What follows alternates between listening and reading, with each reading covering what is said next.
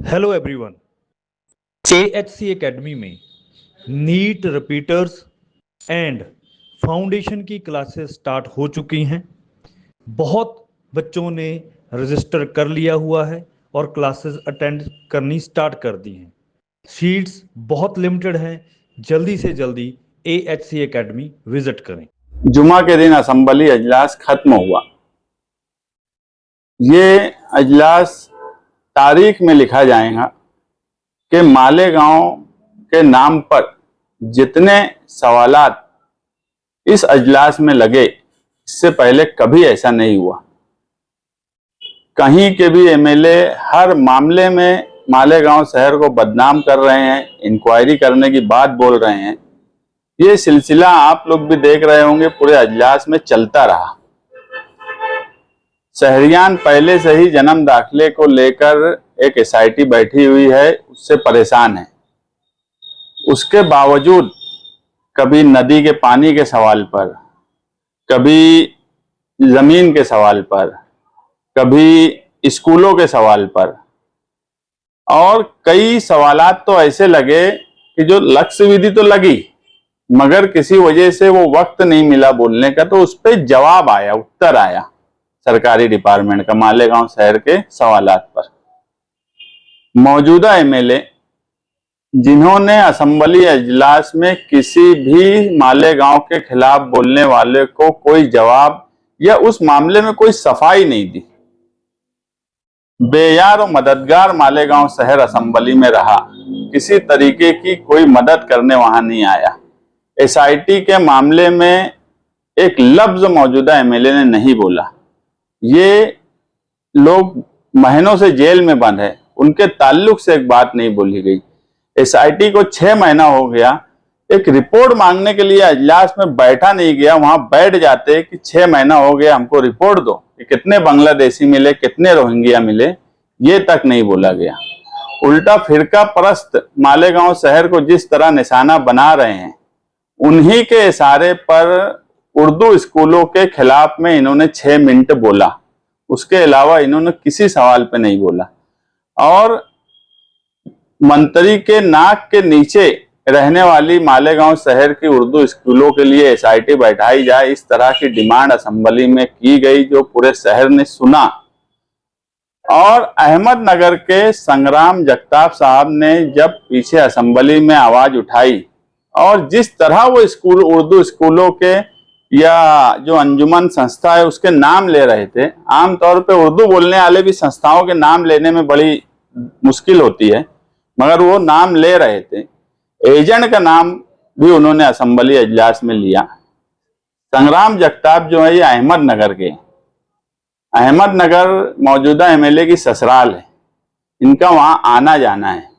जिस तरीके से वो सवाल बोले और जिस तरीके से हमारी मालूमात में उनके पास पेपर्स थे और दिए गए थे, तो ये रिश्ता जो है अहमदनगर वाला इनका, तो हमको लगता है कि सारे पेपर से इनकी तरफ से अहमदनगर जाकर दिए गए। अब इनका साला बहनोई का रिश्ता है या क्या रिश्ता है ये वही समझे, मगर जो बात ये बोले वही बात लफ्ज ब लफ्ज नाम ले लेकर बोलना, जो ये नहीं कर सकते थे, इन्होंने एक बात लगा दी और उसके बाद इनके ऊपर छोड़ दिए। इस तरह से बदला लेने की सियासत मौजूदा एमएलए जो इस शहर में कर रहे हैं, उर्दू स्कूलों के साथ जो लोग परेशान हैं उनकी मदद नहीं करना भी मैं मानता हूं कि बदला लेना ही है। किसी की मदद नहीं किए, किसी बंद घर वाले के घर पर नहीं गए, तो सिर्फ एक तरफ बदला लेना, किसी के खिलाफ कुछ करना, ये एक बदला लेना होता है। दूसरा, तुमको जिम्मेदारी दी गई शहर की तरफ से और उनकी मदद नहीं करना भी कहीं ना कहीं खामोशी से बदला लेना है। और ये स्कूलों को टारगेट करके एक बिरादरी से बदला ले रहे हैं कि 162 वोट से क्यों मुझे जिताया गया, वो भी इतना रोना धोना करने के बाद। तो मेरी उनसे गुजारिश है कि अगर आप कुछ नहीं कर सकते तो इस तरह की सियासत मत करिए जिससे मालेगांव शहर बदनाम हो, यहाँ के लोग पहले से परेशान है और परेशान हो। हम अभी पीछे देखे कि शिशिर हीरे की जबान बदली हुई, और बदली होने की वजह थी माइनॉरिटी डिफेंस कमेटी का धरना उसके बाद असेंबली अजलास में समाजवादी के अबू आसिम आजमी साहब ने जब एसआईटी के सवाल पर अपनी बात बोली कि 6 महीना हो गया उसकी रिपोर्ट नहीं दी गई, कितने बांग्लादेशी है, कितने रोहिंग्या है, और तफ्तीश चल रही है, पुलिस डिपार्टमेंट को भी पता है, सबको पता है कि यहाँ कोई बांग्लादेशी कोई रोहिंग्या नहीं है। शिशिर हीरे ने भी गलत बात बोला कि जो एसआईटी बनाई गई वो बांग्लादेशियों के लिए नहीं बनाई गई थी, वो सिर्फ कागज पत्थर के लिए बनाई गई थी। जबकि एसआईटी जो 8 फरवरी को बनाई गई और जो ऑर्डर निकाला गया मंत्रालय से, उस ऑर्डर में मालेगांव नासिक येथील बांग्लादेशी रोहिंग्या नागरिकांना मालेगांव तहसीलदार कार्यालय महानगर पालिकेकडून बनावट जन्म प्रमाणपत्र निर्गमित केल्या आहेत। यानी ये बांग्लादेशी और रोहिंग्या का ऐसा सीधा सीधा एसआईटी का ऑर्डर था। मगर अब हमने जो बोला धरने में कि अब मुंह पर खाने की बात आ गई। सच मानो में शिशिर हीरे सरकारी वकील नहीं है, ये किरीट सोमैया का वकील है। और अव्वल दिन से माइनॉरिटी डिफेंस कमेटी बोल रही है कि जिस दिन एसआईटी की रिपोर्ट आएंगी, किरीट सोमैया का वो हाल होगा कि बहुत लोगों ने देखा, वो भी समझेगा कि मालेगांव क्या है। अब जो है वो किरीट सोमैया को बचाने की कोशिश कर रहे हैं कि अब जूता चप्पल सरकार की तरफ से उनको ना पड़े। मालेगांव वाले ने तो दे दिए धरने के दिन, मगर अब सरकार की तरफ से ना पड़े, इसलिए ये सब छचन जो वकील है वो कर रहे हैं। हमारा सिर्फ ये प्रेस लेने का मकसद ये है कि माइनॉरिटी डिफेंस कमेटी अव्वल दिन से केस लड़ रही है। ये हफ्ता पीर के दिन फाइनल आर्ग्यूमेंट होने वाला है एडवोकेट अब्दुल अजीम खान का, और आने वाले जुम्मा तक ऐसा लगता है कि सभी लोगों का फैसला हो जाने वाला है। और हम लोग रोड से लेकर कोर्ट तक हर तरीके से minority defence committee, Asif Sheikh sahab और हमारे तमाम ही मेंबरान, हम मालेगांव शहरियान के साथ खड़े हैं। हर मुसीबत में हम उनके साथ खड़े हैं। असेंबली अजलास में जितने भी मुद्दे उठाए गए, वो सारे मुद्दे पर अगर शहरियान को कोई भी तकलीफ होगी तो डिफेंस के लिए माइनॉरिटी डिफेंस कमेटी उनके साथ खड़ी रहेंगी। स्कूलों का है, आप जो स्कूलों का नाम पहले शुरुआत इसने की और बाद में फिर संग्राम तक आप लोग पहुँचे। आज सारे स्कूल वाले जो है वो आपके रास्ते में आए। पिछली बार भी समाजवादी की तरफ से कहा गया था कि हम एक मीटिंग लेंगे, साथ में लेंगे और उनको कोई परेशानी होगी तो हम उनका साथ देंगे। क्या ऐसा कोई आपका इरादा है? देखिए, हम उस वक्त भी बोले थे, अभी भी बोल रहे हैं कि संस्था वाले जब भी चाहेंगे हम उनकी मदद करेंगे। हमें उर्दू स्कूलों को बचाना है, क्योंकि हमने देख लिया है कि जन्म दाखिले के मामले में बांग्लादेश और रोहिंग्या से शुरू करके मामूली मामूली गलतियों को सरकार बड़ा बना देती, और हमको डर यही है कि स्कूलों के मामले में भी ऐसा ही ना हो। हम जितनी भी संस्थाएं हैं अगर एक साथ आएंगी, बात करेंगी, तो हम हर तरीके से उनके साथ खड़े रहेंगे।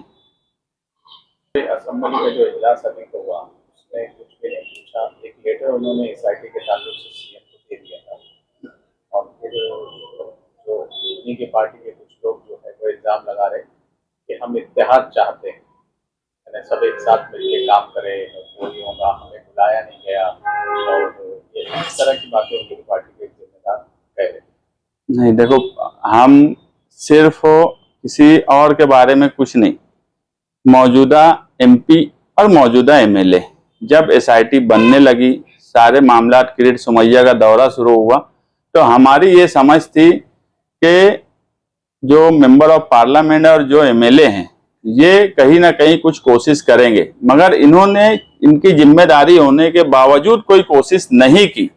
इसलिए हमको लगा कि जिनकी जिम्मेदारी है वो अगर नहीं कर रहे तो हम डिफेंस में एक कमेटी बनाकर खड़े हुए। और जब सियासत से हटकर जब शहर पर आफत आई हो और किसी को काम करने में दिलचस्पी है, अब कोई अगर सिर्फ इलेक्शन के लिए दिलचस्पी बताए तो ये अलग बात है। किसी की दिलचस्पी अगर रही होती और वो आता, ये हमसे कांटेक्ट करने की कोशिश करता, क्योंकि ये तो नहीं हो सकता कि मौजूदा एमएलए है उनकी पार्टी के दूसरे लोगों से अगर हम कांटेक्ट करें तो उसका भी मैसेज गलत जाएगा। लेकिन अगर वो खुद हमसे कांटेक्ट करते तो हमारा हाल में इस्तकबाल करते। जमीयत उलमा की कल मीटिंग थी। उस मीटिंग के अंदर ये कहा गया कि ये अपना जन्म दाखिला मामले के अंदर अब वो हाईकोर्ट जाए, तो आप कैसे देखते हैं? देखो, असेंबली अजलास में कुछ नहीं बोलना, 6 महीने से कुछ नहीं करना, लोग थू थू कर रहे हैं, शहर भर में उनके खिलाफ माहौल बन चुका है। तो ऐसे वक्त में सियासी मालेगांव की जमीयत उलमा, बोले तो सियासी जमीयत उलमा, वो एक क्लब की तरह उसका इस्तेमाल करते। फरवरी महीने में रमजान, उस वक्त भी 4 महीना पहले जमीयत ने ऐसे ही मीटिंग बुला के आप लोग के ही यूट्यूब चैनल पे बोला था कि हाईकोर्ट जा रहे हैं, गए। अब इनको लग रहा है कि अब कोई रास्ता नहीं है तो जमीयत का इस्तेमाल करते हैं। अव्वल दिन से मैं रमजान से बोल रहा हूं कि जमीयत ने सिर्फ सीधे सीधे ये बताना कि, और इसलिए बताना कि जमीयत अपना चंदा सियासी तौर पर इस्तेमाल की है इलेक्शन में, और जो लोग जमीयत को चंदा देते हैं वो कौम और मिल्लत के कामकाज के लिए देते। वो कोई फर्द वाहिद तुम्हारा एमएलए है, सदर, उसके ऊपर खर्च करने के लिए कोई चंदा नहीं देता। तुम चंदे का हिसाब दो। उस वक्त भी ईद के वक्त आप लोगों के ही चैनल पे बोला गया कि जमीयत हिसाब देने वाली है, आज तक दी? जमीयत हिसाब आज तक नहीं दी। जो काम करना है वो करे। ये तो सिर्फ इस्तेमाल करने की बात है। आज तक जमीयत या जमीयत की बात ही मैं नहीं करता। मौजूदा एमएलए अपनी कारकर्दगी बताएं, एसआईटी बैठने के बाद उन्होंने क्या क्या किया, कानूनी मदद क्या की, किसी के घर जाकर उनकी मासी मदद कुछ की क्या, ऐसा कोई काम इन्होंने बताना, ये शहर को एकदम बेयार और मददगार छोड़ दिए। हम कल भी बोलते थे और आज भी बोलते कि माइनॉरिटी डिफेंस कमेटी नहीं होती तो लोगों के हौसले टूट चुके होते। हम लोग किस तरह से रह रहे हैं, हमारे ऊपर कितनी आफत अलग अलग तरीके से आ रही है, वो सब भी हमको पता है, मगर उसके बाद भी हम शहर के साथ खड़े हैं। ये जन्म दाखिला मामले में जो लोग अंदर है, इनकी जमानत क्या जुम्मा तक की हो सकती है, ऐसा लगता है? हाँ, जो 40 नंबर एफआईआर जो है उसके अंदर जिनके आर्गुमेंट रह गए हैं उसमें कल आर्गुमेंट हो जाएगा। 51 नंबर की एफआईआर में मुकम्मल आर्गुमेंट हो चुका, 40 नंबर में कल आर्गुमेंट होगा। मंगल के दिन जो सरकारी वकील है उनका आर्गुमेंट होगा और आर्गुमेंट कंप्लीट हो जाएगा। और हमारी ऐसी समझ है कि जुम्मा तक फैसला आएगा। हम शहरियान से भी गुजारिश करते हैं कि सारे फैसले अल्लाह की तरफ से होते, वो इन बेगुनाहों के लिए दुआ करे कि फैसला उनके हक में आए। तो ऐसी कुछ परेशानियां कुछ ऐसी? पहले तो एक बात बता दूं कि जमूर की कोई परेशानी हमारी परेशानी नहीं है। परेशानी दूसरी कई है, जो कहीं ना कहीं फिरका परस्त मिलकर मौजूदा एमएलए साजिश कर रहे हैं, कैसे इनको फंसाया जाए, कैसे इनको जेल भेजा जाए, ये सब चल रहे हैं।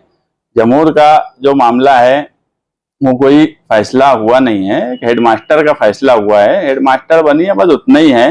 जो लोग कल वहां गए वो सब झूठ बात बोलते, और जो डॉक्यूमेंट दिए गए वो डॉक्यूमेंट में वो खुद फंस चुके हैं। और हमको क्या करना है वो हम लोग कर लेंगे, जमूर का कभी टेंशन नहीं लेते, वो हमारा अलग ही मामला है और उसको कोई कुछ कर उड़ भी नहीं सकता।